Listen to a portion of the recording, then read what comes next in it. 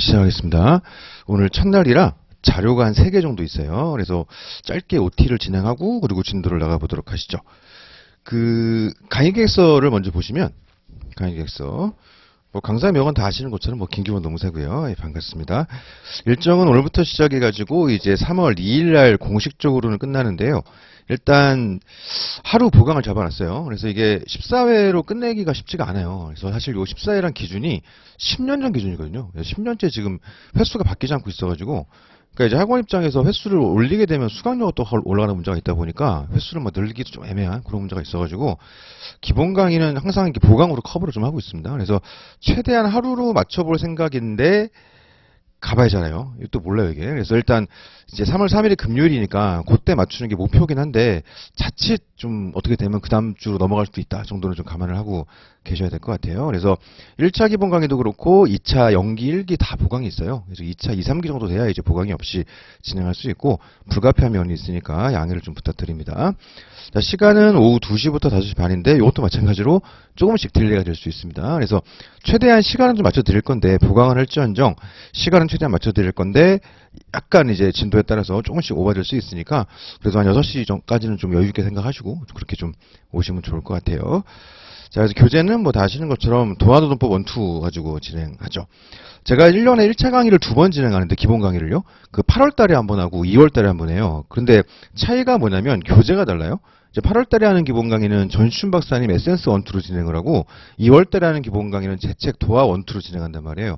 그럼 차이가 뭐냐? 똑같아요. 다만 이제 교재가 발간되는 시점 차이가 좀 있습니다. 아무래도 어쨌든 간에 강의는 가장 최근에 이제 나온 책으로 하는 게 좋으니까.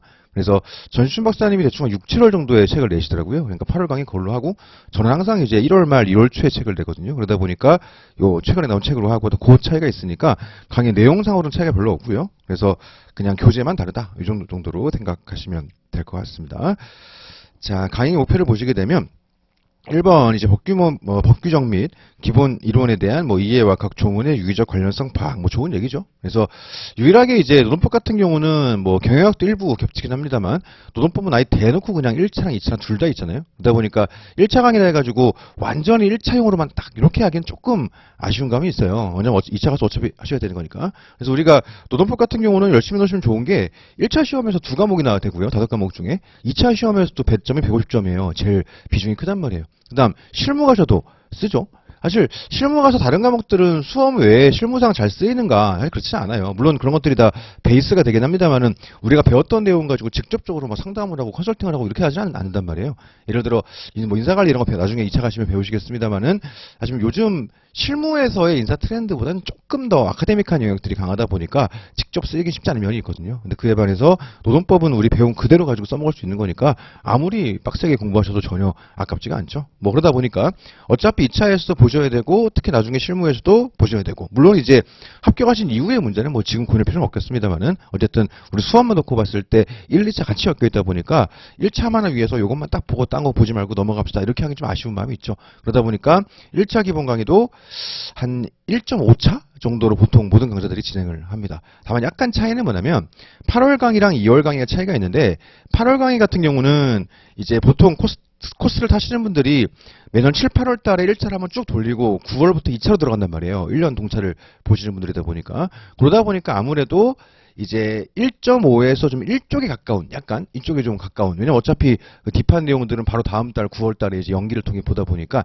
약간 1쪽에 가까운 강의라고 하면 2월 강의는 상대적으로 올해 1차만 보시는 분들이 되게 많거든요.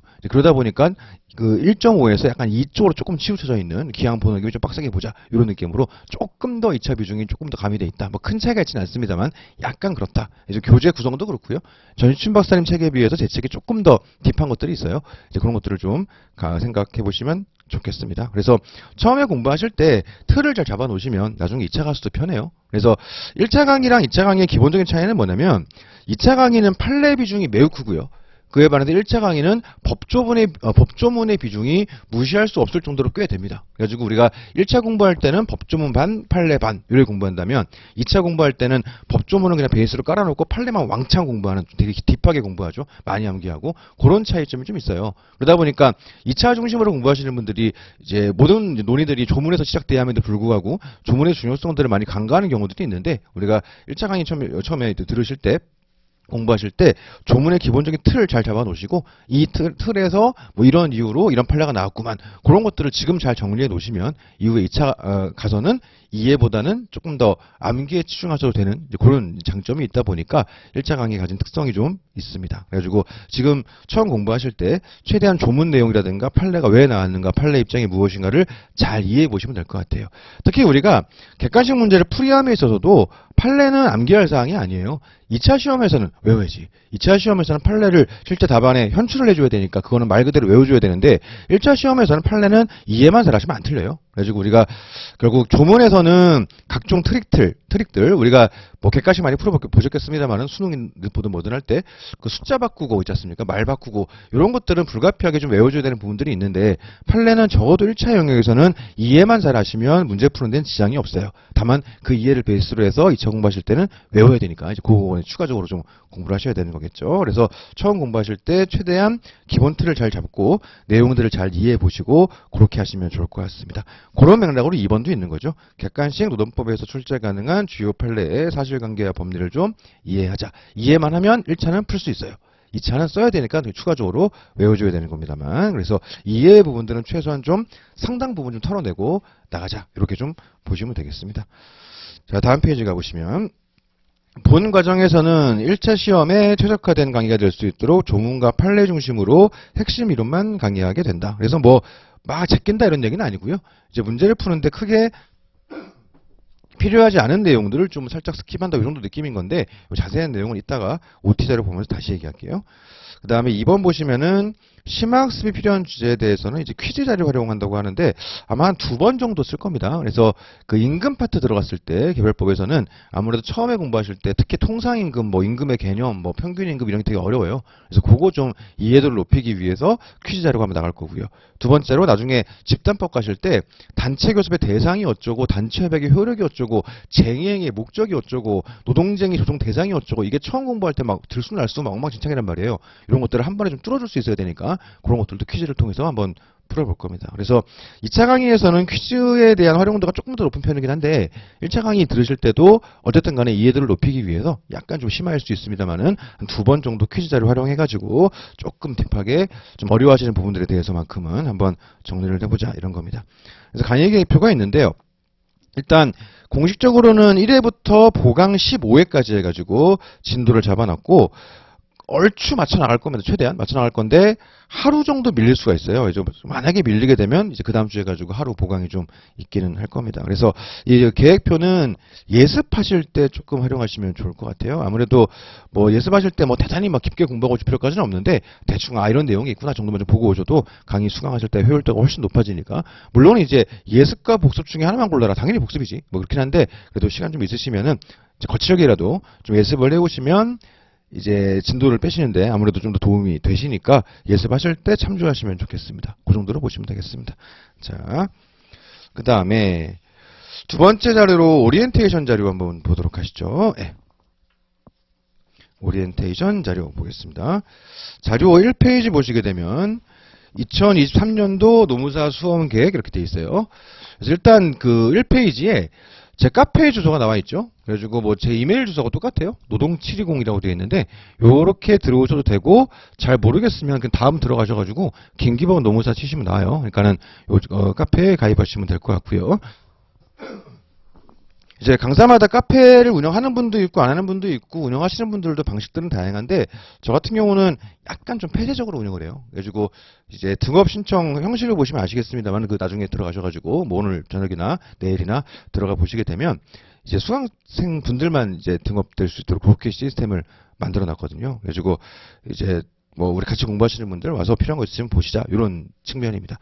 근데 이걸 제가 만든 게, 제가 강사를 처음 시작한 거는 제가 2007년도 말에 시작했어요. 그러니까 지금 15년 넘게 하고 있죠. 근데 카페를 만든 거는 계속 안 만들고 있다가 2016년도에 만들었어요. 2016년도 1월 달에 그 당시에 이제 2차 공부하는 분들을 위해서 만들어 놓은 게 있어가지고 그거 업로드 한다고 처음 만든 건데 원래는 이렇게 운영할 생각이 아니었거든요. 이제 자료만 업로드 하려고 만든 건데 어떻게 하다 보니까 지금 이게 계속 이게 끌고 오고 있습니다. 그래가지고 그동안 축적된 자료도 꽤 많이 있고 지금 와서 보시기에도 괜찮은 것들이 많이 있어요. 다만 이제 어쨌든 처음 만들 때 2차생들 때문에 만든 거라 주된 이제 컨텐츠들은 다 노무사 2차용들이 많아요. 그래서 처음 공부하실 때 거기 있는 내용들 다 볼 필요는 없고 거기서 활용할 것들은 당장 Q&A 게시판, 그 질문 게시판 활용도는 굉장히 괜찮을 것 같습니다. 그 외에 이제 뭐 판례 평석이라든가 이런 것들은 나중에는 결국 보시게 될 겁니다. 근데 그것도 2차 공부 시작했으니까 봐야지가 아니고 2차 공부를 하시고 나서 어느 정도 궤도에 올랐다.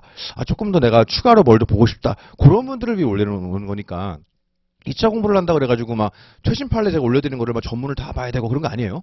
평소 올려드리는 거 다 보고 그런 거 아니거든요. 근데 이제 조금 더 구력이 있는 분들을 위한 자료가 많이 있어요. 그래서 당장은 뭐 신경 쓰지 마시고 그냥 Q&A 게시판 1차, 2차 구별해 놨는데 그거 검색해 보시면 공부하실 때 굉장히 좀 도움 되는 게 많이 있을 수 있어요. 그 정도 활용도가 지금은 매우 높을 겁니다. 이제 공부 스타일에 따라서 어떤 분들은 질문을 되게 많이 하고 어떤 분들은 질문을 아예 안 해요. 그럼 뭐가 맞는 거냐? 그런 게 어디 있겠어요. 자기 스타일이지. 그러니까 질문을 많이 하는 분들은 많이 하는 분들대로 고민이 있어요. 나는 왜 이렇게 모르는 게 많은가? 나는 멍청인가? 이러면서 고민이 많고 또 안 하는 분들은 저들은 왜 저렇게 궁금한 게 많은가? 나는 머리가 나쁜가? 뭐 나는 멍충인가? 이렇게 하고 있단 말이에요. 근데 둘 다 아니고 그건 이제 공부 스타일 차이다 이렇게 좀 볼 수 있습니다. 근데 예를 들어 이렇게 있겠지. 내가 예를 들어 오늘 이따 배우실 건데 오늘 근로기준법상 근로자에 대해서 배웠어요. 근데 다 알 것 같고 문제도 풀어집니다. 근데 나는 뭐 궁금한 게 없는 거예요. 근데 이제 혹시 이 주제에 대해서 다른 사람들은 어떤 게 궁금했는가 하면은 거기다 근로자 쳐보면은 질문 답변이 쭉 나오겠죠. 그런 식으로 한번 활용해 보시면 좋을 것 같아요. 그래가지고 우리 식사하시거나 할 때 핸드폰 다 보잖아요. 이렇게 유튜브 보고 막 하지 않습니까? 검색하고. 근데 그런 거 할 때 그냥 카페 가서 이제 공부하는 느낌으로 식사하실 때도 체하면 안 되긴 하는데 이렇게 검색해서 보시면 그냥 좀 시간을 알차게 보낼 수 있지 않을까 그런 생각이 듭니다. 그래서 카페 가입하시고요. 그 필요하신 것들 가져가시면 좋고 질문 있으시면 거기다 올리시고 그렇게 하시면 되겠습니다. 자, 이제 올해 1차 강의 스케줄이 어떻게 되어 있냐면 이제 종합반으로 들어온 분들도 계시고 단가로 끄는 분들도 계실 건데 공식적인 올해 1차 강의는 이렇게 돼 있어요. 뭐 있습니다. 밑에 나와 있습니다만은 2월 달에 지금 하고 있는 거 기본 강의를 진행하고요. 3월 달에 문제풀이 강의를 진행하고 그다음에 5월 달에 4데이즈 특강 여기까지가 1차 강의고요. 6월 때 동차반 요거는 2차 강의죠. 순서대로 말씀을 드려보면 일단 그 Q1의 밑에 1차 강의의 모든 과정을 다 수강해야 되는가 그렇지 않아요. 이거는 선택하시면 됩니다. 물론 다 들어도 되지. 근데 어떤 차이가 있냐면 1차 기본 강의만 듣는다고 그래가지고 문제를 못 푸냐? 아니에요. 다 풀 수 있어. 교재 기출문제 문제가 다 들어가 있고요.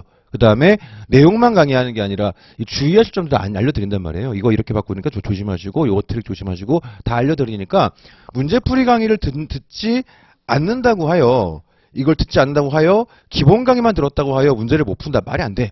그렇지 않습니다. 그래가지고 기본 강의만 듣고 1차 준비 끝 해도 괜찮아요. 그거는 선택사항입니다. 그 문제풀이 강의에서 뭐를 하는 거냐. 이제 두 가지 의미가 있는데요.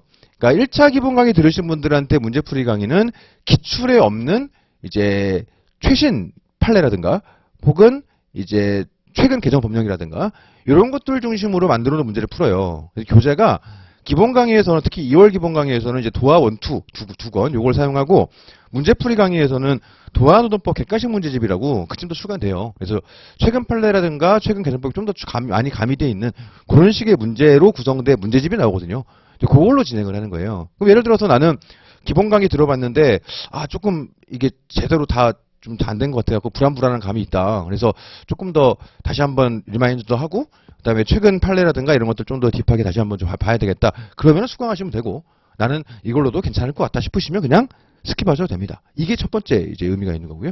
두 번째로 문풀 강의를 또 많이 제가 꼭 수강을 하시는 분들은 어떤 분들이냐면 그 노무사 진입을 그 1차 기본 강의로 들어오는 게 아니라 애초에 그냥 2차 연기로 들어가는 분들이 있어요. 그런 분들 같은 경우는 1차 강의랑 2차 강의의 방향성이 다르다 보니까 2차 기본 강의, 2차 연기에서는 뭐 조문 내용 짜잘한 거 잘 얘기 안 해주거든요. 그리고 그 강의하면서 뭐 객관식에서 이렇게 문제를 바꾸고 이렇게 할 리가 없지 않습니까?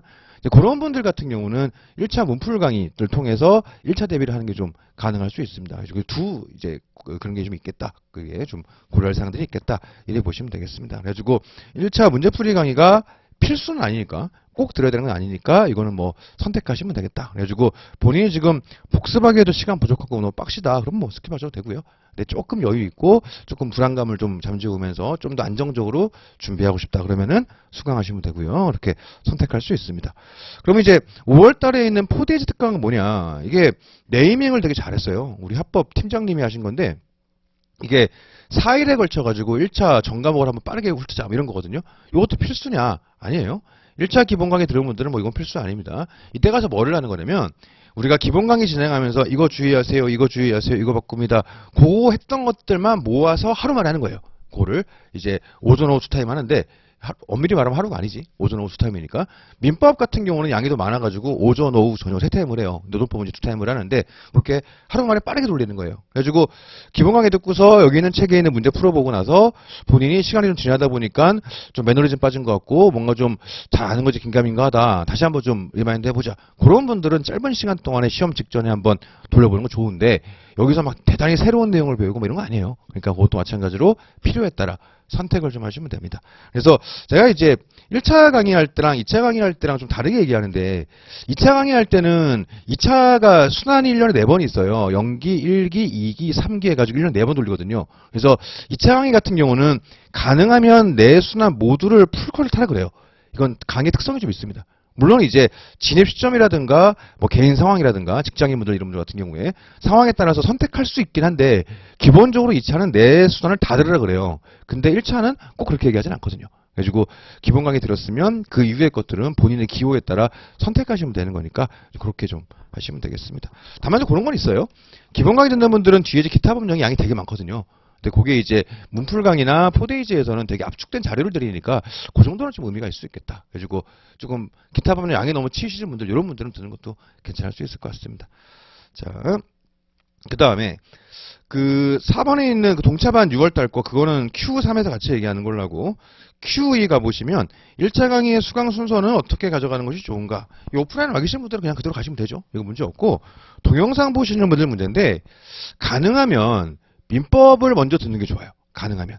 뭐 노동법 먼저 들으면 안 되는 거냐? 뭐 그건 아닌데 상관없어요. 근데 가능하면 민법 먼저 듣고 오시면 훨씬 더 효율성이 높아지긴 합니다. 그래서 제 개인적으로는 동영상 보시는 분들은 민법 보고 그 다음에는 노동 사보 혹은 사보 노동 뭐 이런 식으로 순서를 가져가시는 게 좋지 않은가. 그래서 민법이 이제 모든 법의 기본이니까 가장 먼저 수강하시고 오시는 게 훨 좋아요. 물론 제 입장에서는 민법 듣고 사보 듣고 오시면 좀 더 수월할 수 있겠죠.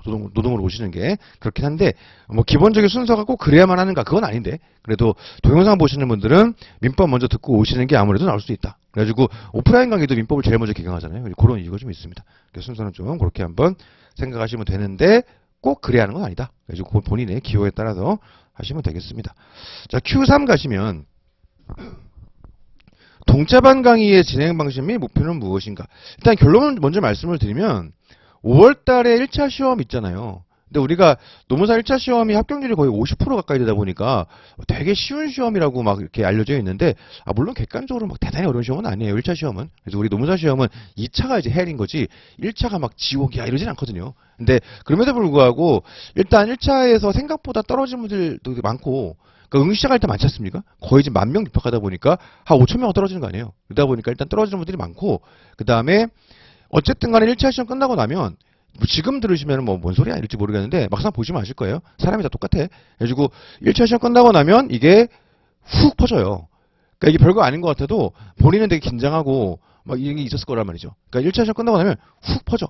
그러면 2차 시험까지 한 100일 남아있는데 이거 공부한다고 될 것 같지도 않고 그러니까는 에이 좀 쉬다가 연기부터 시작하시 뭐 대부분의 사람들이 이런 식의 마음들을 많이 먹거든요. 근데 그런 분들을 위해 만들어 놓은 게 6월 동차반이에요. 동차반은 뭐를 하는 거냐? 2차가 준비를 한 번도 안 해본 1차 합격자들을 위한 강의예요. 그래서 2차 답안지를 한 번도 안 써본 그런 분들을 위한 강의입니다. 그러면은 동차반 강의를 들으면 시험 붙을 수 있냐? 뭐 불가능하진 않죠. 이게 매우 희박하긴 한데 불가능하진 않습니다. 이제 가끔 그걸 해내는 미친 사람들이 있어요. 드물어서 그렇지. 근데 이제 기본적인 목표는 동차반 강의만 들으면 올해 붙을 수 있어요. 대박을 터뜨립시다. 이게 목표가 아니고요. 어쨌든 간에 연기 들어가기 전에 2차 시험 공부를 이렇게 하는 거구나. 맛을 좀 제대로 보게 해가지고 처음에 주관식 공부를 할 때 겪을 수 있는 시행착오를 미리 겪게 만드는 거예요. 그래가지고 판례를 외울 때 이렇게 외워보니까 현출이 안 되더라. 이렇게 외워야 되겠더라. 책을 단거나 할 때도 이렇게 하는 것보다 이렇게 하는 게 낫겠더라. 그리고 모의고사 봐보니까 내가 이런 걸 잘 모르더라. 그리고 실제 2차 가보니까 이런 분위기더라. 그거를 잡게 해가지고 2차 연기 들어갔을 때의 시행착오를 거의 제로에 가깝게 만들어버리고 2차 강의 효율성을 말도 안 되게 올리는 그게 이제 목표가 되겠습니다. 그리고 강사마다 동차반을 진행하는 방식들은 다른데 예를 들어서 두 가지 방식이 있겠죠. 전체 범위를 진짜 압축적으로 빡빡 하는 방식이 있고 A급만 딱 찍어가지고 빡빡빡 하는 방식이 있을 거예요. 제가 한 13년 전, 14년 전 이럴 때 동차반 할 때는요. 전체를 다 했었어요. 그리고 그럼 어떻게 되냐? 저는 만족도가 되게 높아요. 난 다 알려줬음. 뭐 이러면서.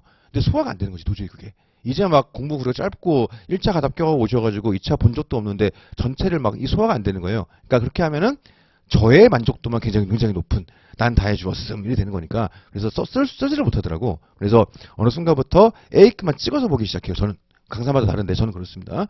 이거 장점이 뭐냐면 전체 흐름을 2차 공부에 있어서 잡기는 쉽지 않아요. 사실은 찍어서 보니까. 근데 적어도 A급들은 제대로 공부할 수 있지 않습니까? 그리고 올해 A급은 그 안에서 기출되는 부분들을 제외하고는 내년에도 A급이에요. 그러다 보니까 어차피 빡세게 공부해놔야 되는 주제들을 미리 골라서 공부하는 거니까 그런 면에서도 굉장히 좀 유의미한 그런 강의가 될 수 있겠다. 근데 아무리 말씀드려도 저 이거 꼭 들으라고 엄청 강하게 얘기하거든요. 아마 종강할때 또 얘기할 거야. 올해 꼭 1차 하셔가지고 동차반으로 꼭 오세요. 얘기하는데 잘 안 돼요 그게. 왜 그러냐면 아까 말씀드린 것처럼 훅 퍼지는 그 고갈도가 생각보다 되게 심해요. 그래가지고 그 마음 먹기가 쉽지 않습니다. 근데 꼭 하세요. 이거 진짜 오늘 처음 뵈서 그런데 계속 보시면 아실 거예요. 제가 이제 일할 때 막 어떻게든 수강생을 끌어들이려고 막 이렇게 일하지 않거든요. 진심으로 하는 말씀이에요. 그래서 올해 1차 합격하시고 동차반 들으시면 예를 들어 그 이후에 2차 과정을 다른 강사 수강하신다 하더라도 굉장히 효율도가 높아질 겁니다. 그러니까는 1차 꼭 합격하시고 꼭 오세요. 이 얘기는 종강할 때 또 얘기할 거예요. 그래서 그만큼 강추 이렇게 꼭 얘기합니다.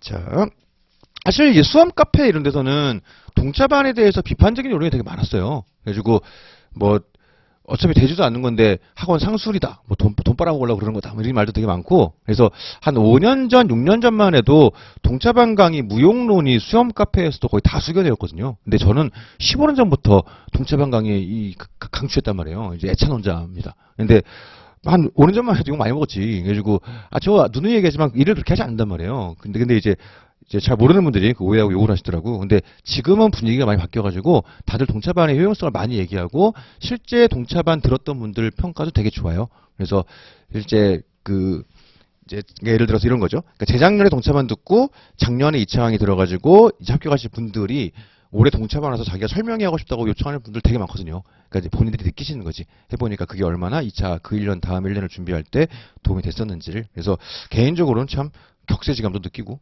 옛날에 많이 먹었는데 근데 꾸준히 일관되게 제가 해오던 말인데요. 진짜 강추예요. 강추. 이거 꼭 수강하시는 걸로 그렇게 하시면 좋겠습니다. 자, 넘어가시면 2페이지 돼 있죠. 자, 기본 강의 시즌에 공부를 어떻게 할 것인가. 1번 강의를 안 빠지는 게 제일 중요해요. 동영상 수강생분들은 진도가 안 밀려야 됩니다. 복습이 제대로 안 돼도 괜찮아요. 강의를 빠지지 마세요. 이거 복습이 제대로 안 돼 있다고 특히 동강 보시는 분들 복습이 제대로 안 돼 있다고 복습 다 하고 다음 강의 들어야지 이러면 질질질 끌어져요. 극단적으로 얘기하면은 그렇게 질질질 끌다가 기본 강의 끝났는데 당장 뭐 3주 뒤에 1차 시험이고 이럴 수도 있어요. 그러니까는 좀 빨리빨리 끝내고 어차피 한 번 보고 끝날 게 아니기 때문에 빨리 강의 듣고 복습 좀 부족하더라도 그냥 강의 안 밀리게 들으세요. 그리고 다시 돌리면 되니까 복습을. 그렇지 않습니까? 이제 그래서 진도 이제 강의에 빠지지 않는 게 이게 제일 중요합니다. 그 다음에 2번을 보시게 되면 강의를 수강하신 다음에 당연히 뭐 이론 파트 읽어보면서 내용을 숙지하고요. 필기노트에 필기한 내용 중 필요하다 싶은 내용을 교재에 옮겨 적으시면 되겠어요. 그래서 제가 이제 판서를 하는데 뭐 경우에 따라서는 여기서 그냥 대충은 아닙니다만은 여기서 이렇게 쓱 쓰고 지운 경우도 있고 저기서부터 여기까지 내려간 경우들도 있어요. 그러다 보니까 그게 예측이 잘 안 되잖아요. 그래서 책에 바로 쓰시면 이게 좀 굉장히 예쁘지 않게 정리될 가능성이 매우 높아요. 그래서 가능하면 필기는 별도 노트를 통해서 빠르게 받아 적으시고 그 다음에 그거를 복습하실 때 이거는 메모해놔야 되겠다. 뭐 모든 걸 할 필요는 없고 이건 좀 메모해야겠다 싶은 것들만 골라가지고 책에 옮겨 적으시면 되겠죠. 그렇게 하시면 되겠습니다. 그 다음에 3번 해당 진도 범위에 따라서 교재에 수록되어 있는 객관식 문제를 풀이한다 되어 있습니다. 그래서 교재가 왜 이렇게 두껍냐면 이게 보면 원도 엄청 두껍죠. 이게 왜 이렇게 두껍냐면 이론도 들어가 있습니다만은 최근 한 10년간의 기출문제 다 들어가 있어요. 그러다 보니까 그 문제 때문에 두꺼운 거거든요. 그래가지고 그 진도에 맞는 문제를 푸세요. 이게 1차 시험 같은 경우는 객관식 문제를 많이 풀어봐야지 이기고요. 2차 시험은 답안을 많이 써봐야지 이겨요. 그러니까 아무리 뭐 눈으로 보고 머리를 외워도 이게 아웃풋을 해보지 않으면 내가 이걸 제대로 알고 있는 건지 알고 있다고 착각을 하는 건지 알 수가 없거든요. 그래서 확인을 해봐야 돼. 문제를 풀어야 됩니다. 근데 이 문제가 쌓아놓으면 되게 많거든요. 그러니까 그때그때 복습할 때 풀어버리지 않으면 나중에 한꺼번에 해야지 이러면은 감당이 안 될 거예요. 그러니까 이거는 복습하실 때 문제를 그때그때 이렇게 풀어보시면 좋겠습니다. 자, 그 다음에 가로 안에 있습니다만은 나중에 또 볼 거지 않습니까? 그러니까 이제 가급적 연필을 좀 사용하도록 하시면 되겠죠. 그래서 처음 공부하실 때는 그냥 문제만 푸세요. 근데 이제 나중에 두 번째 보실 때는 왜냐하면 내가 문제가 익숙해가지고 답을 맞추는 걸 수 있거든요. 그러니까 그때부터는 어떻게 봐야 되냐면 지문 하나하나씩 OX 풀듯이 이렇게 푸시는 게 사실 맞죠. 이게 틀린 거라면은 왜 틀린 건지. 예를 들어서 맞는 것을 고르시려고 해버리면 답은 하나 있겠지만 나머지 4개는 틀린 거지 않습니까? 왜 틀렸는지를 체크하는 식으로 이렇게 보셔야 됩니다. 근데 그게 생각보다 번거롭잖아요. 그래서 교재를 하나 만들어놨어요. 기출 OX 문제집이라고 제가 만들어 놓은 게 있거든요. 작년 말에 나왔는데 그래서 필요하신 분들은 이제 그거 구매하시면 되고 굳이 책 늘리고 싶지 않다 이런 분들은 그냥 OX 풀듯이 이게 두 번째 돌릴 때는 그래 푸시면 되겠습니다. 처음 푸실 때는 그냥 푸세요. 그렇게 하면 너무 오래 걸려. 처음은 그냥 푸시고 두 번째 보실 때는 OX 풀듯이 그렇게 하셔야 되고 그렇게 하셔야 되겠죠. 자, 다음에 4번 보시게 되면 의문되는 지점이 있다면은 제 카페 질문란 검색해서 답 찾아보고요. 웬만한 건 다 있어요. 찾아보시고 그걸로 해결 안 되면은 질문을 하시면 되겠죠. 편하게 하세요. 괜찮습니다. 그리고 여유 있으시면 다음 진도 범위 거칠게라도 눈으로 좀 보고 오시면 다음날 강의가 훨씬 더 효율성이 높아져요. 그래서 이렇게 잘 보시면서 예습하시다 보면은 내용이 이해 안 되는 게 많이 있을 거잖아요. 그럼 그 부분 체크해 놓으시면 되지. 이 부분은 조금 더 신경 써서 들어야 되겠다. 다음날 강의 들을 때 그렇게 하시면 되는 거니까 그렇게 예습을 좀 해보시면 되겠습니다. 밑에 가시면 질문 방법 되어 있는데 뭐 기본적으로는 쉬는 시간 활용하시면 되겠죠. 자, 쉬는 시간 질문 내용 중에서 이제 요거는 다 같이 공유하면 좋겠는 걸 이런 게 있으면 그 다음 시간에 같이 이제 강의 중에 말씀을 드릴 테니까 왜 난 질문이 없을까? 저 사람은 뭐가 궁금한 걸까? 이렇게 굳이 의문 가질 필요 없어요. 그래서 그렇게 하시면 되고 2번 기본적인 질문 창구는 공식적으로 돌리는 건 4개예요. 제 이메일하고 카톡하고요. 이거는 이따 세 번째 시간에 오픈해 드릴게요. 그 다음에 이제 개인 카페가 있고 학원 홈페이지에도 질문란이 있죠. 이제 동강 들으신 분들 특히 이제 들어올 수 있게 이렇게 되어 있습니다. 근데 여기서 이제 오른쪽에 질문 시 유의사항이 있는데 노동법의 내용 관련된 질문은 제 카페로 통일을 좀 하시죠. 그래가지고 그거는 좀 그렇게 하는 걸로 하겠습니다. 3페이지 보시면 질문 시 유의사항 되어 있는데 개인 연락처로 연락 주실 때는 이제 수강 강좌랑 성함 정도는 좀 말씀해 주시면 좋겠어요. 그래서 이름 뭐 오픈하기 부담스러우시는 분들은 뭐 아이디나 수강증 번호라도 좀 말씀해 주시면 좋을 것 같습니다. 이게 이제 왜 그러냐면 이제 이 일을 좀 오래 하다 보니까 이제 제 번호랑 이런 게 너무 많이 오픈이 돼 있어요. 그래서 이 동네에서는 거의 뭐 다산 콜센터 비슷하게 돼 있어가지고 연락이 너무 많이 와. 그래서 근데 사실 제 입장에서 이게 수강생인지 아닌지 알 수가 없거든요. 근데 그게 이제 뭐 내 수강생 아닌데 왜 나한테 연락하는 거야? 이런 뭐 개념은 아니고요. 이제 1차는 그래도 순수 절대평가인데 2차는 절대평가를 가장한 상대평가예요. 2차도 공식적으로는 절대평가거든요. 실제로는 상대평가예요. 그러다 보니까 제 수강생 아닌 분들 혹은 제 수강생이었던 분들한테 간접적으로 도움을 드리게 되면 그게 우리 수강생분들한테 피해로 다가온단 말이에요. 그게 그러니까 실제 2차 시험 같은 경우는 뭐 0.01점 이걸로 떨어지고 그러는데 그게 사실은 그렇지 않습니까? 그런 면에서 조금 스트레스가 좀 있어요. 그래서 수강생 아닌 분들이 연락 오는 걸 되게 싫어하거든요. 그런 차원에서 좀 이렇게 해주시면 좋고요. 그 다음에 이런저런 연락이 너무 많이 오다 보니까 말머리 같은 거 붙여주시면 순서대로 이제 제가 먼저 좀 확인 이렇게 가능합니다. 그래서 말머리 같은 거, 뭐 예를 들어서 뭐 개인 상담, 뭐 예를 들면 이런 식으로.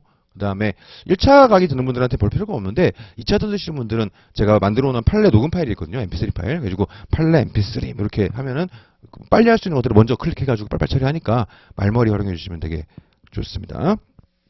그 다음 양가로 2번 강의 내용 관련된 노동법 내용 질문은 카페로 일어나시키는 과정이 있어요 지금.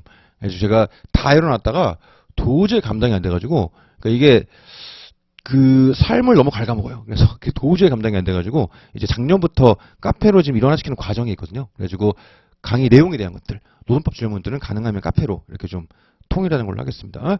그 외에 이제 일반 수강 상담이라든가 뭐 개인적인 문의 이런 것들은 상관없고요. 그렇게 하시면 되겠습니다. 양가로 3번에 전화는 안 돼요. 이거 밤에 자꾸 술 드시고 전화하시는 분들이 없을 것 같죠? 되게 많아. 그래서 이거는 진짜 안 돼요. 그리고 또 비슷하게 많이 오는 게 그 일반 이제 실무 상담이죠. 아, 노무사님 수강생한테 번호를 받았다 그래서 모르는 전화를 막 해요. 그러면 제 성격이 또 막 이러시면 안 됩니다. 딱 얘기를 못 하거든. 그럼 또 해주고 있어, 이렇게 또. 그러면 30분 가고 뭐 1시간 가버리면 저도 업무 계획이라는 게 있는 건데 계속 딜레이가 되거든요. 좀 많이 힘들어요. 그래서 전화는 안 돼요. 전화는 진짜 안 됩니다. 저희 가족들도 저한테 전화하지 않아요. 제가 싫어하는 거 아니까. 저희 가족들도 저한테 통화됨? 이렇게 와요. 그러면 콜. 그러면 이제 전화가 오거든요. 그래서 전화는 안 돼요. 안 되고, 양가로 4번. 주변에 어려운 상황이 있어가지고 상담 요청하시는 분들, 뭐 제가 그건 뭐 지원해드릴 수 있긴 한데, 대신 기업 실무 상담은 제가 당연히 안 합니다. 그거는. 그래서 자꾸 기업의 인사 담당자분들 자꾸 저한테 문의하시는데, 그건 자문노무사한테 하시는 걸로 그렇게 하시고, 그리고 실무적인 부분에 있어서 특히 기업 측 자문들을 그냥 뭐 제가 좋은 마음으로 이렇게 해드리는 게 저한테 화살 나오는 경우들이 가끔 있더라고. 그러니까 아무래도 출신이 뭐 지금이야 전업 강사 하고 있는데 과거에 이제 노총 노무사 출신이다 보니까 이게 저의 의도와 관계없이 김기범 노무사도 이렇게 말했다 이런 식으로 돌아와 버리더라고요. 제가 되게 곤란한 적이 많이 있었거든요. 그래가지고 기업 실무 상담은 절대 받지 않아요. 대신 혹시 노무사 소개 필요하시면 얼마든지 해드릴게요. 그거는 제가 쉽게 해드릴 수 있으니까 아마 우리나라 노무사 중에 가장 많은 노무사를 아는 게 저일 거예요 아마. 그러니까 그동안 너무 강의를 오래 하다 보니까 배우들이 많아가지고 그래서 그렇게 지원해드리는 건 어렵지 않아요. 특히 이제 다른 것들이 아무데나 가셔도 되는데 산재 이런 것들은 연락을 주세요. 제가 그 분야에 맞게 잘하는 분들을 잘 소개를 좀 해드릴게요. 그래서 예를 들면 이런 거잖아요. 뭐 임금이 체불당했다. 막말로 얘기해서 그거 못 받으면 뭐 많은 거지. 뭐 막말로 얘기해서 뭐 내가 부당하게 해고를 당했다. 막말로 얘기해서 따라서 가면 되지. 막말로 얘기해서. 근데 이제 예를 들어 뭐 부모님이 뭐 이렇게 그 이번에 쓰러지셨다. 이런 것들은 이제 특히 이제 중대재해 같은 경우는 이제 남은 가족들의 삶이 자체 파탄이 이럴 수 있단 말이죠. 근데 산재 사건 같은 경우는 초반 대응이 되게 중요해요. 그래서 그거는 전문을 하시는 분들 맡겨야 되거든요. 그래서 그런 것들은 저한테 연락 주시면 분야에 맞게 잘 아는 분들로 소개해 드리겠습니다. 사실 제 입장에서는 좀 부담스러운 일이긴 해요. 왜냐면 소개한다고 저한테 자꾸 오해하시더라고. 뭐 커미션 있는 거 아니냐. 아니야. 그런 거 하지 않아요. 그러니까 그런 거 아니고 제 입장에서는 소개해 드렸는데 잘 안 돼 버리면 이게 또 괜히 원망 든단 말이에요. 그러니까 이제 부담스러운 일이죠. 근데 그럼에도 불구하고 특히 산재 이런 것들은 이제 워낙 후과가 크다 보니까 그런 것들 아무데나 가서 막 낚이지 마시고 저한테 연락 주시면 제가 좋은 분들로 소개를 해드리겠습니다. 자, 양가로 5번 말씀드렸고 양가로 6번 강사 변경할 수 있죠. 뭐 1차 강의는 그냥 가세요. 여기 오셨으니까 지금 와서 뭐 바꿀 이유는 없고. 근데 1차 강의 들어보시고서 2차 강의는 같은 경우는 핏이 안 맞을 수 있지 않습니까? 그래가지고 1차 강의 들어보니까 뭔가 핏이 안 맞더라. 그래가지고 저 친구 드립 치는 거 너무 나랑 코드가 안 맞고 그때마다 오글거리고 나 못 듣겠더라. 신정훈이 그리움 뭐 이럴 수 있잖아요. 예를 들어서. 그런 경우는 이제 다른 데로 가실 수 있는데 그런 걸로 제가 서운하고 그러지 않겠죠. 당연히. 그렇지 않은데 가셨으면 질문도 그쪽으로 하시는 게 맞겠죠. 그래가지고 옮기신 분들이 자꾸 저한테 연락 오셔가지고 제가 지금 듣는 강사가 질문을 안 받아줍니다. 그러면서 이렇게 하시는데 여러모로 마음이 힘들어요. 그래서 그거는 괜찮은데 가셨으면 질문도 그쪽으로. 그리고 또 다른 강사분 뭐 강의 내용 가지고 제가 이렇게 말을 하면 또 그거 막 캡처돼가지고 막 돌아요. 또 그러면 그것도 그분한테도 제가 할 짓이 못 되고 괜히 불편해져요. 그러니까는 그렇게 하시면 안 됩니다. 양가로 7번. 저 같은 경우는 이제 삶과 일이 거의 분리가 안 된 사람이라 저 같은 인간들은 상관없어요. 근데 이제 일반적으로는 이게 정말 삶을 진짜 매우 힘들게 만들어요. 그러니까 강사분들이 잘 안 하려고 하거든요. 그러니까 이게 당연한 건 아니에요. 그래서 딴 데 가셔가지고 너는 왜 하지 않는가 이렇게 하시면 좀 곤란하죠. 그래서 또 저한테 막 항의가 들어오거든요. 너는 예를 들어 신정보험사를 그렇게 한다는 게 아니고 예를 들어 신정보험사라고 치면 저한테 하겠지. 니는 그래서 이렇게 하겠지. 하여튼 그런 식으로 이제 그런 게 있다 보니까 그렇게 좀 감안해 주시면 좋겠습니다. 자, 넘어가시죠. 자, 4번 규범과 계약 돼 있어요. 규범과 계약. 우리가 이제 공부하시다 보면 자꾸 규범이란 말이 나와요. 그러니까 우리가 계약은 뭔지 아는데 약속을 한 거지, 합의한 거. 근데 이제 규범이란 말이 나온단 말이에요. 그러니까 예를 들어 나중에 배우실 건데 단체 협약의 막 규범적 부분이 어쩌고 규범적 효력이 어쩌고 이런 말이 나와요. 그러다 보니까 처음 공부하실 때 이 규범이란 용어와 계약이란 용어에 대해서 한번 좀 감을 잡고 가시면 좋겠습니다. 이 규범과 계약의 차이 이런 거 시험에 안 나와요. 근데 요 내용들을 좀 알고 있어야 이후 강의를 좀 들으실 때 아무래도 수월할 수 있으니까 이제 뭐 법학 입문 강의 비슷하게 아주 기본적인 내용들 살짝 한번 잡아보려고 합니다. 자, 일단 규범하고 계약이 있어요. 규범은 뭐냐? 한번 읽어보시면 사회 구성원들의 생활 속에서 체계화된 행동 기준이나 규칙을 가리켜요. 예를 들어 에티켓, 이것도 규범이죠. 어디에 써있지는 않아요. 근데 우리 마음속에 있는 거예요. 이것도 사회 규범이에요. 사회 규범은 어떤가요? 바뀌죠. 항상 일관되어 있지 않거든. 예를 들어 한 15년 전 이럴 때 짧게 보면은 15년은 아니겠다. 한 20년 전 예를 들어서 한 20년 전 이럴 때 화장실에서 뭐 담배를 피운다. 이거 아무렇지도 않았거든요. 그걸 가지고 누가 이의제기하지 않았다고요. 뭐 예를 들어서 뭐 25년 전 이럴 때는 병원 화장실에도 심지어 담배 피웠다 그랬단 말이죠. 그 당시엔 그게 싫어하는 사람이 있었겠지만 사회적으로 막 지탄을 받는 이런 건 아니었어요. 근데 지금은 어떤가요? 아파트 화장실에서 담배 피웠다가 난리 나지. 방송 계속 나오고 몇 동 몇 호 라인 뭐 담배 피지 마세요. 그러면서 나온단 말이에요. 왜 그러냐? 사회의 규범이 바뀐 거예요. 사회의 규범이 바뀌었다는 얘기 뭐겠어요? 사람들의 인식이 바뀐 거죠. 어디 써있지는 않은데 우리는 그게 바뀐 거예요. 흡연에 대해서 예를 들어 한 20년 전에는 거리에서 흡연하는 거, 길빵하는 거 쉽게 말해서 길빵하는 거 그렇게까지 이상하지 않았어요. 물론 그때도 싫어하는 사람들이 있었지. 근데 지금은 막 이러고 돌아다니면 엄청 눈총을 받고 성격 있는 분들한테 시비 걸리고 할 수도 있겠죠. 왜 그러냐? 사회 규범이 바뀐 거예요. 그렇죠? 그러니까 저 같은 경우는 어릴 때 굉장히 흡연 매너가 매우 좋다라고 생각을 했는데 그 당시에 지금 기준에 의하면 너무 평범한 거예요. 그러니까 그 당시에 나는 흡연 매너가 굉장히 좋은 사람이었는데 왜냐면 저는 되게 어릴 때부터도 길빵 같은 거 하지 않았거든요. 사람들이 있으면 딴 데 숨어가지고 피해서 이렇게 담배를 피우려고 하고 침도 안 뱉고 예를 들어 이렇게 했단 말이죠. 근데 그 당시로는 난 되게 흡연 매너가 좋은 사람이야 라고 생각을 했는데 지금 와서 보면은 너무 평범한 사람인 거죠. 이런 게 일종의 규범인 거예요. 그러니까 이제 사람이 나이 들면 되게 보수화된다고 하잖아요. 그만큼 이제 내가 바뀌는 것도 있겠지만 나이 먹으면서 경험이 쌓이면서 또 이면에는 세상이 바뀌는 것도 있다. 이런 생각이 좀 나이 먹으면서 점점 들더라고요. 그런 게 규범이에요. 자, 에티켓 대표적이죠. 관습, 사회 관습 같은 거 마찬가지죠. 종교, 예를 들어서 교회에 간다. 그럼 교회 내에서의 종교 규범이 있을 거예요. 어디 써있지는 않아도. 절에 간다. 절에서의 종교 규범이 있을 거예요. 우리 모두가 아는 그런 게 있겠죠. 그 다음에 도덕 이런 게 있겠죠. 그리고 법이 있을 거예요. 가장 최소한의 정의로서 법이 있겠죠. 이 모든 게 규범이에요. 그럼 규범의 특징은 무엇인가요? 우리 모두가 동의한 거예요. 그러니까 우리의 다수가, 우리 모두는 아니지. 그렇죠? 세상 사람들이 기계가 아니니까 다 똑같을 수는 없어요. 우리 중에 다수가 동의한 거, 이게 규범이에요. 그러면 그 이면에 나는 동의하지 않을 수도 있죠. 그건 중요치 않아요. 왜냐? 우리 모두가 동의했으니 나는 따라야 돼요. 따르지 않으면 그에 따른 페널티가 들어오겠죠. 예를 들어 에티켓을 위반하였다. 내가 동의하지 않아서. 그러면 주위에 따가운 눈총, 이건 내가 감내해야 되겠죠. 법규범을 내가 위반하였다. 그러면 법적 제재를 감수해야 되겠죠. 이런 게 규범이에요. 그래서 규범의 특징, 나의 동의 여부는 중요치 않다. 우리 집단이 동의했으니까 집단의 구성원인 나는 거기에 따라야 된다. 로마에 가면 로마법, 이런 느낌이죠. 이게 규범이에요.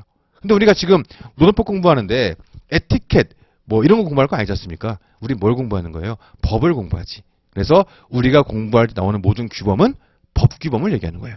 그래서 우리가 법규범 이런 것들은 우리 조직의 룰이기 때문에 내 동의 여부에 관계없이 우리 조직의 구성원이 나는 거기에 구속을 받는구나. 이렇게 좀 이해하시면 되겠습니다. 간단하죠?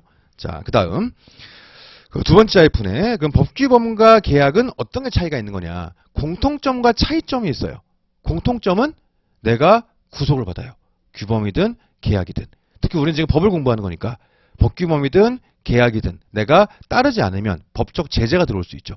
규범도 마찬가지고 계약도 마찬가지지 않습니까? 계약 위반하면 뭐예요? 채무불이행이네. 그렇죠? 기본적으로 경우에 따라서는 그 채무불이행이 불법행위를 구성할 수도 있고 그걸 우리가 민법에서 배우는 거지 않습니까? 그래서 민법에서 배우는 건 계약을 배우는 거고 물론 그 민법이라는 법 규범 하에서의 계약 관계를 배우는 겁니다만은 아무튼 간에 규범과 계약의 공통점은 나를 구속한다는 거예요. 우리는 지금 노동관계를 배울 거예요. 그럼 근로자와 사용자의 관계 구속하는 거죠. 규범과 계약이. 근로기준법이란 규범은 근로자와 사용자가 이에 동의하지 않아도 양자를 구속해요. 예를 들어서 사용자랑 근로자는 이 예를 들어서 뭐 해고의 제한이라든가 연차휴가라든가 이런 것들을 동의하지 않아요. 둘이는. 하지만 우리 사회의 규범이 그렇단 말이에요. 법적 규범이. 이들은 그거를 따라야 돼요. 그 다음 두 번째로 둘이 뭔가 합의를 했어요. 이걸 우리는 근로계약이라고 하죠. 그럼 둘은 일단 그게 법에 없는 거라 하더라도 따라야 돼요. 예를 들어 상여금 이런 거 사회적으로는 알지 않습니까? 상여금 이런 거. 근데 우리 근기법 같은 데는 상여금이 없어요. 우리 법 어디에도 아예 문구가 없진 않습니다. 근데 정확히 말하면 뭐가 없냐면 상여금 지급 의무 같은 건 법에 없어요. 근데 근로계약을 통해서 3개월마다 한 번씩 상여금으로 100만 원을 주기로 했다. 둘이 약속을 했잖아요. 그럼 지켜야지. 그래서 공통점은 양 당사자의 법률관계를 규율한다. 법규범과 계약은. 그럼 차이점은 나왔네.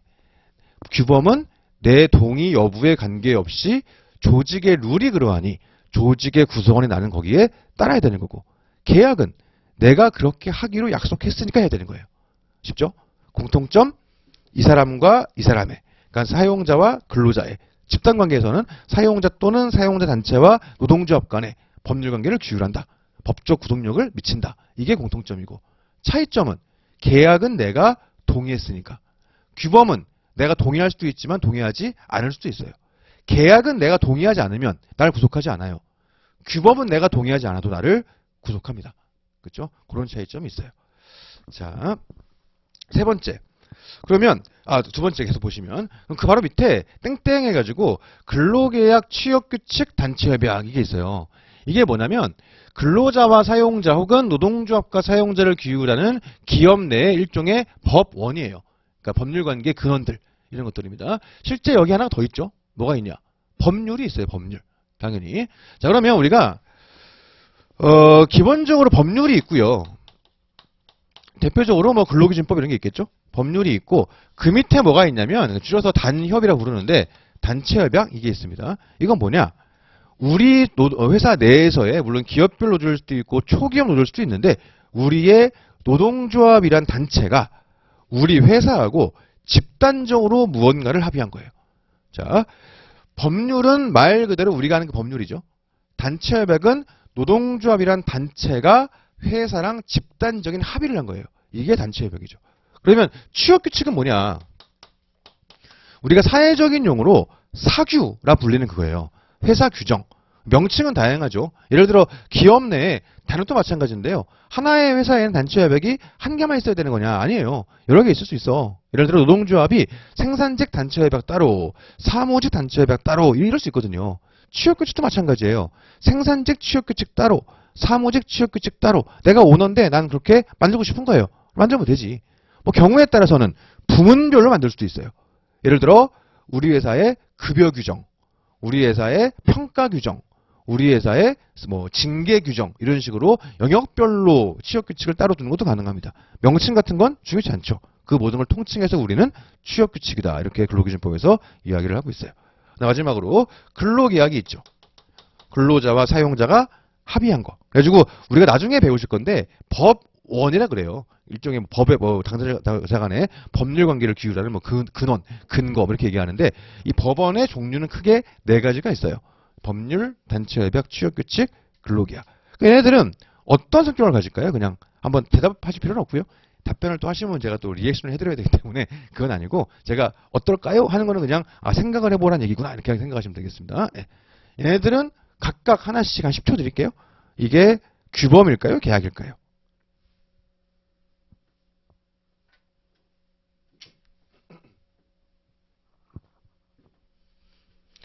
일단 너무 쉬운 게 있어요. 법률은 쉽잖아요. 규범이네. 누가 봐도. 그쵸? 내가 이 법에 동의하지 않아도 나는 거기에 구속을 받죠. 그 다음 근로계약은 누가 봐도 계약이네요. 그렇죠. 그 다음, 단체협약과 취업규칙이 사실은 약간의 학설 대립이 있어요. 이걸 우리는 그냥 썰 대립이 있다라고 하는데 견해가 대립하고 있다는 거죠. 근데 거기에 대해서 일반적으로는 어떻게 보는 거냐. 단체협약은 기본적으로는 계약으로 봐요. 왜냐? 노동조합과 사용자가 교섭을 해가지고 합의에 이른 다음에 사인하는 거, 문서화시켜서 사인하는 거. 그게 우리 단체협약이죠. 기본적으로는 계약이에요. 다만 일반적인 계약과는 좀 달라요. 왜냐?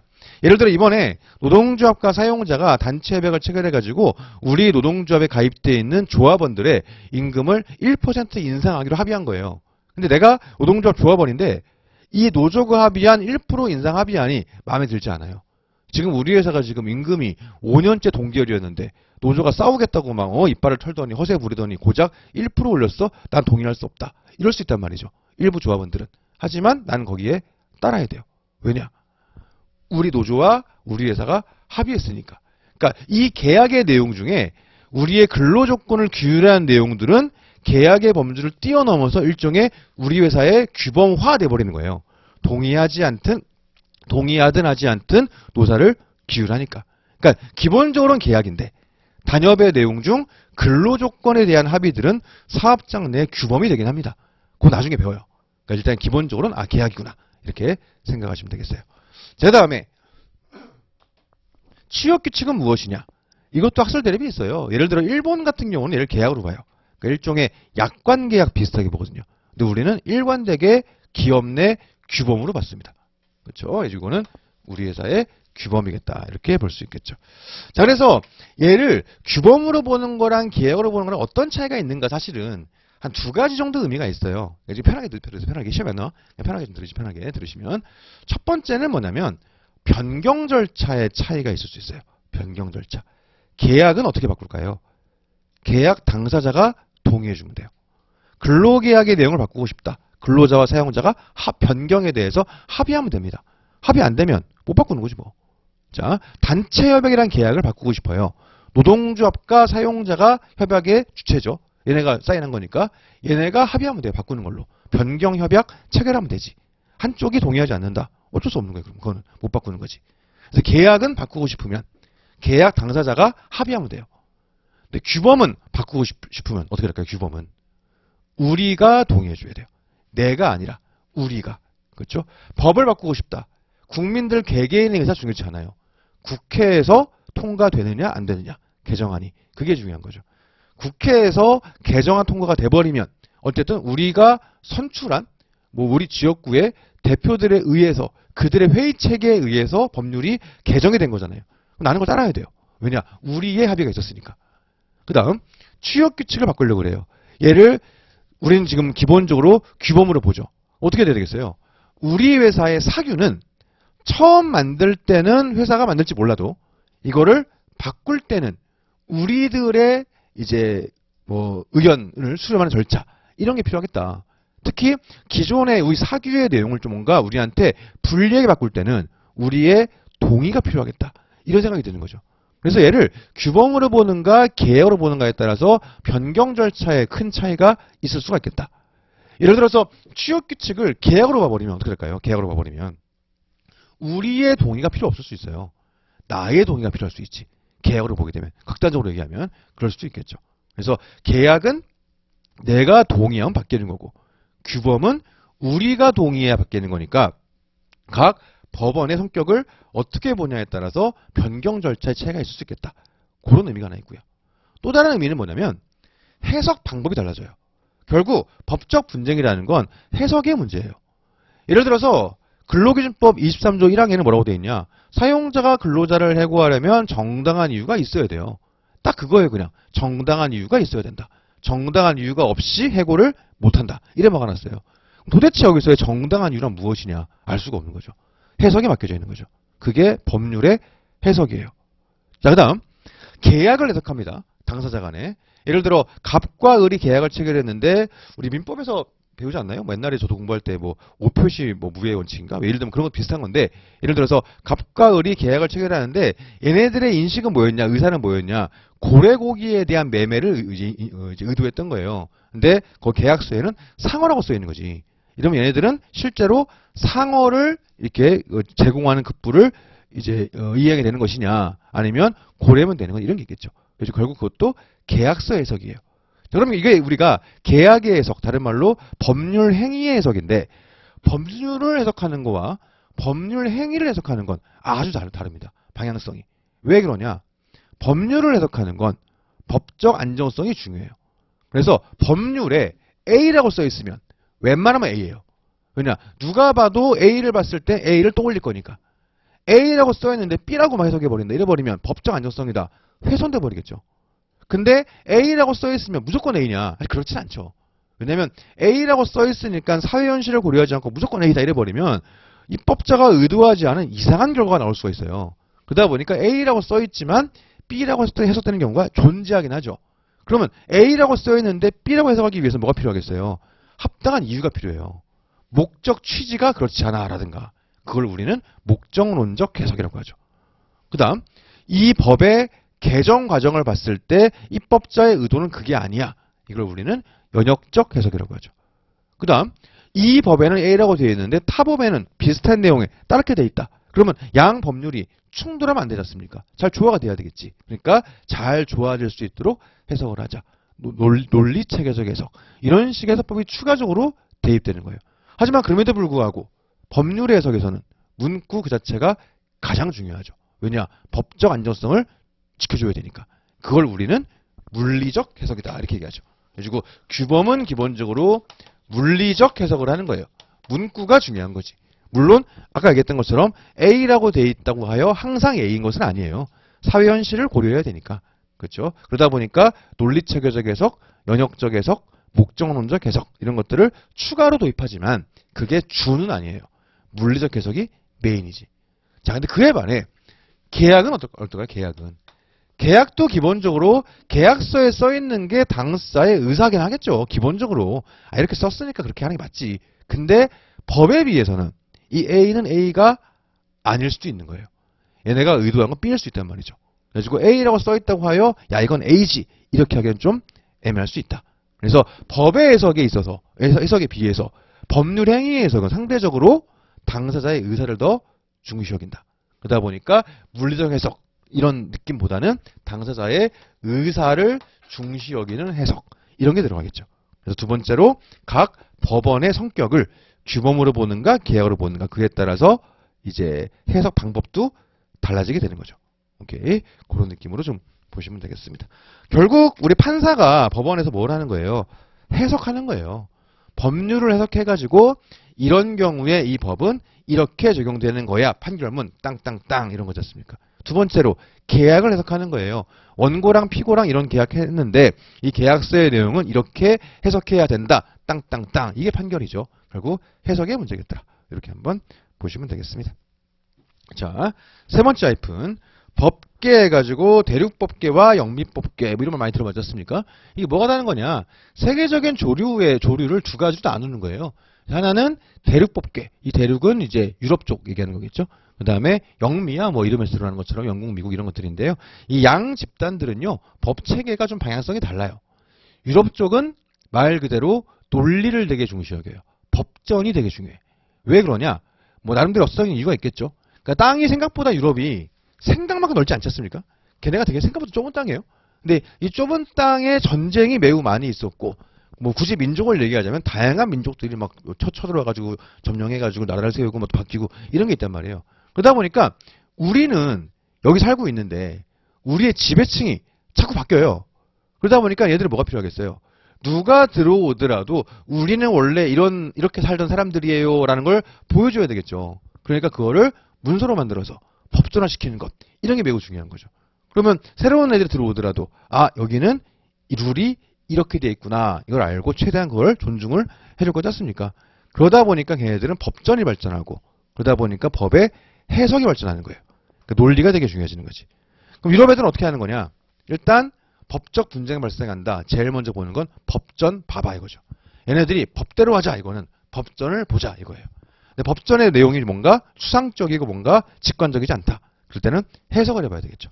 우리도 기본적으로는 방향성이 같은 거예요. 자, 근데 그에 반해 영미는 이것도 뭐 이제 어떻게 보냐에 따라서 관점의 차이긴 한데 예를 들어 미국 같은 경우도 사실 원주민들이 있지 않습니까? 그러다 보니까 관점의 차이긴 한데 이제 일반적인 관점에서 소위 말하는 본토 침략을 당한 적이 없잖아요, 걔네들은. 그러다 보니까 얘네들은 뭐가 먹히는 거냐? 굳이 써놓지 않아도 우리는 원래 이랬어 라는 걸 우리 모두 알고 있는 거예요. 그러니까 얘네들은 경험이 중요한 거지. 그래서 뭔가 법적 분쟁이 발생했다. 대륙법계는 법전을 보자 이런 거고, 얘네들은 비슷한 일이 있었을 때 옛날에 어떻게 했지? 이렇게 되는 거죠. 그러다 보니까 걔네들은 판례가 중요한 거예요. 판례 자체가 하나의 법이 돼버리는, 법전이 없다 하더라도 이런 큰 차이점이 있습니다. 자, 그래서 대륙법계랑 영미법계가 이런 차이가 있겠구나. 그럼 우리는 무엇이냐? 대륙법계예요. 그래서 모든 건 법전에서 시작합니다. 1차 시험에선 절반이 법전에서 나와요. 2차 시험에선 판례가 시험에 나오지만 모든 판례에 대한 논의는 법규정으로부터 시작하는 거죠. 그래가지고 2차는 판례가 중요하거나 판례만 쓰자 이래버리면 쪽지시험이지. 그건 아니고 이 사실관계를 놓고서 이 분쟁을 해결하기 위한 근거 규범으로서의 법규정을 기술해주고, 이 사실관계 하에서 이 규정이 있는데 해석상 문제가 있으니까 대법원이 제시하고 있는 세부적인 논리를 우리가 캐치해내게 되겠죠. 소위 판례법리라 불리는. 그래서 그 판례법리를 추출해내가지고 이 사실관계와 이 법리를 대입을 해서 사안을 해결한다. 이걸 우리는 사안을 포섭한다 이렇게 얘기하죠. 그래가지고 2차 시험에서도 결국은 모든 논의는 법규정으로부터 시작합니다. 왜냐하면 우리는 대륙법계 방향성을 취하고 있으니까. 노동법은 좀 약간 좀 영미법계 비슷하게 되고 있긴 한데 과목의 특성이 좀 있습니다. 근데 어쨌든 기본적으로는 모든 논의는 규정에서 시작한다. 근데 아까 얘기했던 것처럼 2차를 준비하시다 보면 자꾸 그거를 까먹어요. 자꾸 판례만 외우고 판례 이러다 보니까 그 근원에 대한 부분들을 놓치는 부분들이 많이 있는데, 2차에서도 점수를 좀 좋게 획득하기 위해서는 법규정의 내용으로부터 모든 것들을 시작하는 그런 이제 공부를 하셔야 되겠다. 이런 말씀을 드립니다. 자, 내려가시면 법의 종류, 성문법, 법전에 있는 거죠. 불문법, 법전은 존재하지 않지만 우리가 알고 있는 것 이런 것들이에요. 우리는 어떻게 될 것이냐? 기본적으로는 성문법주의 국가죠. 근데 일부 불문법이 존재하긴 합니다. 그렇죠? 그렇죠. 자, 그러면 법에 체계되어 있는데 뭐 대한민국의 기본적인 규범이죠. 대한민국의 통치 규범이고 대한민국의 명령 같은 거죠. 가장 위에 헌법이 있고요. 그 헌법 중에서 노동관계 조항들이 있지 않습니까? 그런 것들을 좀 구체화시켜 놓기 위해서 이제 각 법률을 만드는 거고, 그 법률의 내용들을 좀 더 세분화시키기 위해서 소위 말하는 부령이 있는 거죠.